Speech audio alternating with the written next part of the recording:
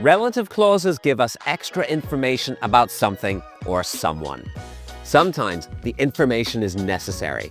This is the woman who is running the tests. Sometimes the information is not really essential.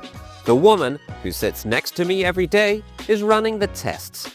In the first example, we are saying who the woman is.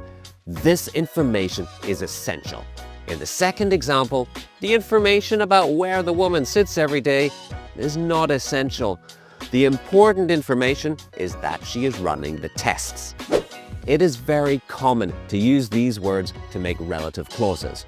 When, where, who, which, that.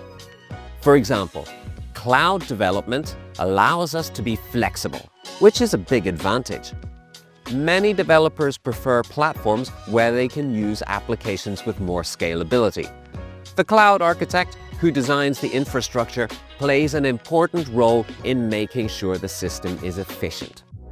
The programming languages that are most common in cloud development are Python and Java.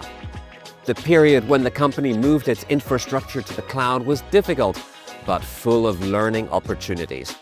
In some of these examples, the information is essential, and in some, it is not. When there is a comma, it shows that the information is not essential, and the comma usually separates the non-essential information from the rest of the sentence. Let's look at one of them again. The cloud architect who designs the infrastructure plays an important role in making sure the system is efficient.